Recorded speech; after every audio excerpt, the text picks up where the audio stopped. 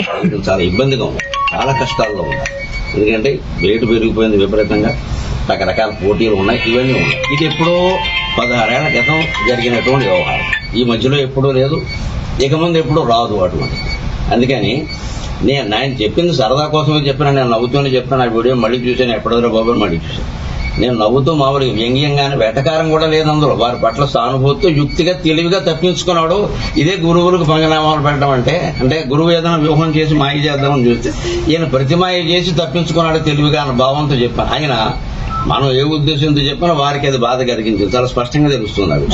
ఎవరు బాధపడినా సరే నాకు బాధ కలిగినట్టే లెక్క, నా కొడుకు బాధపడినట్టే లెక్క. ఈ కులం కాదు, ఏ కులమైనా, ఏ కులాన్ని నేను తక్కువ చేసి మాట్లాడు. మనకు కావాల్సింది హిందూ ధర్మం, భారతీయ సంస్కృతి. దానికోసం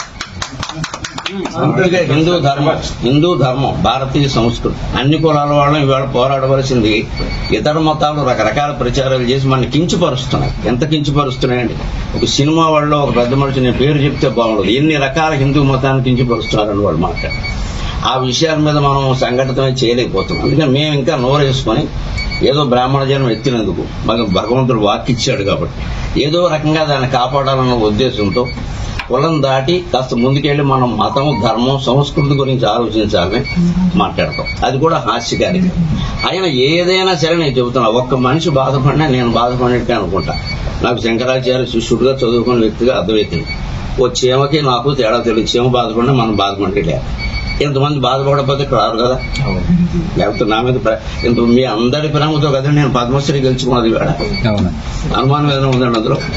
నా వెనకాల ఏ రాష్ట్ర ప్రభుత్వాలు పనిచేయవు మీకు తెలుసు. నిష్కర్షగా విమర్శలు చేస్తుంటే ఎవరు మన పేరక్కడ సపోర్ట్ చేయరండి. చేస్తే నమస్కారం, నేనేం చేయలేను, ఇంకా సౌహృదయం ఉందన్నమాట. కానీ వచ్చిందంటే అందరూ ఉన్నది ఏంటంటే మీ కులం, అన్ని కులాల వాళ్ళు మాకే వచ్చినట్టుందంటే ఎంత గౌరవం ఉండేది.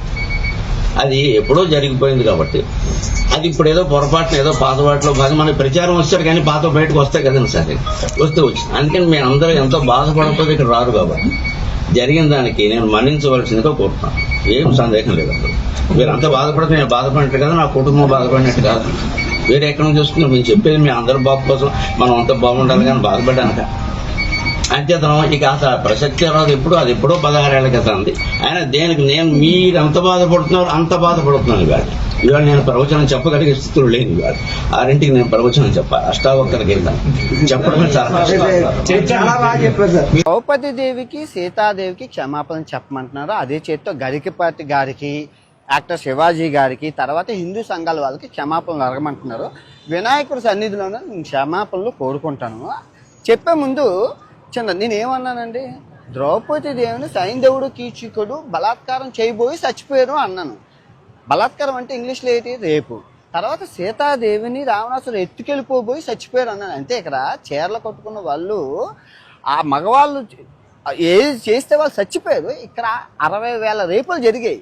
సో వీళ్ళు ఇంకా బతికి ఉండి బిర్యానీ తింటున్నారు, మీరేం చేస్తున్నారు అని అడిగి అక్కడ సందర్భం. కానీ అక్కడ అంత చెప్పే ఛాన్స్ లేదు.